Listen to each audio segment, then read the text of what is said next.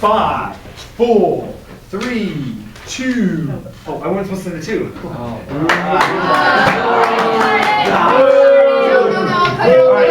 All right. Don't do that. And take 2. Okay, that is okay. All right, 5, 4, 3.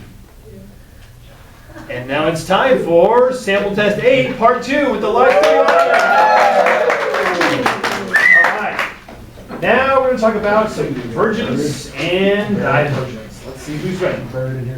And you have to know your graphs, such as e to the x, e to the negative x, and our good old buddy, natural log of x. Okay, now, first things first, I would just draw graphs so that you know what they look like. E to the x, what does it look like? Goes like that, takes off. That's terrible. 0, 1. Yes, that's right. What about e to the negative x? Coming in for a okay. And then what about natural log of x? What's that? Goes up, levels off. Okay. It's just a very general graph right there. Okay, just a rough sketch.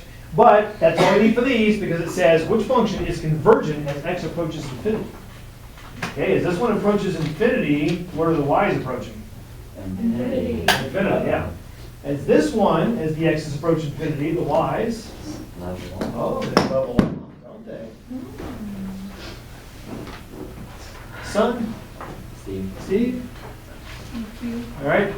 So, this one's leveling off. That would be the convergent one, right? Yeah. Definitely. Now, what if you're going to negative infinity, though? As x approaches negative infinity, this one is doing what? This one is converging, it's leveling off, right? It's approaching a boundary, okay? And by the way, this one, it's leveling off, but there's no boundary. That's the difference, right? This does level off. Is there an asymptote? Nope. Just keeps going up forever. There's a strange noise in the hall. Drill. Drill for them. Okay, now, so this one rises forever. This one does not go lower and lower forever past the boundary. It has to actually level off the asymptote. Okay, that's the difference. All right, so number 16, which function has an inverse that is increasing in concave down? Inverse around what line? Y equals x. All right, let's try this. Okay, if you flip that over, oh, that's it, isn't it? Increasing concave down? Yep. That's it. It works. So it must be e to the x. That's it. Or you could physically do the inverse. The inverse of e to the x, if you switch the x's and y's and resolve it, what is the inverse of e to the x? Natural Natural log of x, yeah. Right there. Okay. Increasing concave down. All right, so that's that one. Now, we go on to the series. And the series are just like sequences, except for instead of commas, plus signs, addition. Okay? So now we are actually adding up all the numbers in the sequence. Make a series. Okay, so let's take the 0 first, plug that in. What do we get? 1 plus, let's plug in the next integer, right? We're not doing all the decimals. The next integer is 1, and we get what? 3. Okay, next integer is 2, but plug it in, you get 5. I see a pattern emerging here. Huh. When you do these sigmas and you do these summations, they create patterns, of course. Because isn't that kind of like 2n plus 1? Right? It's just like the nth term, so it's going to create a pattern. All right, let's plug in, oh, I don't know, how about the next one? Where were we? 3. Okay, plug in 3, we get what? 7, and finally plug in 4, and we get 9. And instead of writing commas, we just write addition and then sum them all together. Okay? Sigma, of course, means sum. Synopse, not tsunami. Synopse. Oh, this is tsunami. You did the first time. Okay. There's somebody else. Okay. Now, here's what we have to do. Let's put puzzle pieces together. What about the puzzle pieces? 3 and 7. That's 10. 9 plus 1. That's 10. That's 20. That's 25. Oh. All right. If you got 25, you're correct. All right. Next one. Now that was a, well, we'll get back to that in a second. The next one has an infinity on top. Now, if I put an infinity on top of this one, what would have happened? We're going on forever. It wouldn't have been fun. Let's say that was an infinity, or a pair of sunglasses. If that was infinity right there, then There you go. wouldn't you just get infinity? If you just kept plugging in numbers, 5, 6, 7, 8, 9, you're going to add forever. That's going to be infinity. So in number 18, if I put an infinity, won't we just get infinity? No. Well, Exponential. you will unless the series is a, Exponential. well, if it's exponential partly, but if it's exponential and goes up, you still won't get a number. If it is a convergent series, then you will most definitely get a certain specific number in the end, right? This one was divergent, so there's no way I would have you do this one to infinity. It's divergent, you just get infinity, okay? That's a lot of fun. All right, this one is convergent. You will get a definite answer. All right, so this is an infinite series. The last one we just did was a finite series, all right? So here's what we do. First things first, let's start plugging in numbers. Let's look at the pattern. If you plug in 0, you'll get 30 times, what's 10 to the 0? That's 1. Plus 30 times, what is 10 to the negative 1? 1/10.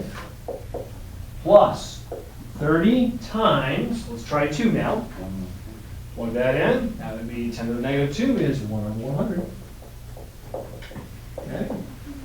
You'll need about 3 or 4 of these before you see the pattern. Plug in, let's say 3.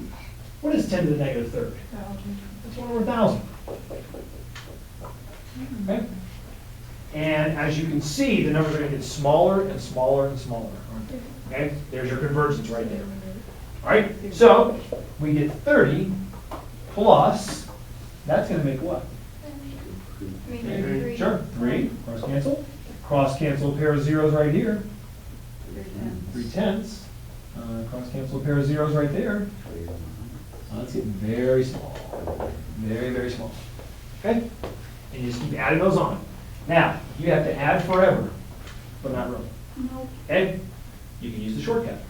Here is convergence in real life. What you get is you get a whole 30, you know that for sure, plus, and if you add up all the rest of these, all right? Do you see what's happening between the steps? You can note this too. How do you get from the 3 to the 30 to the 3? Divide by 10. Okay, or let's say multiply by, yeah, that'll be easier for this. 3 to 3/10 is times 1/10. 3/10 to 3 100ths times 1/10. That's the pattern.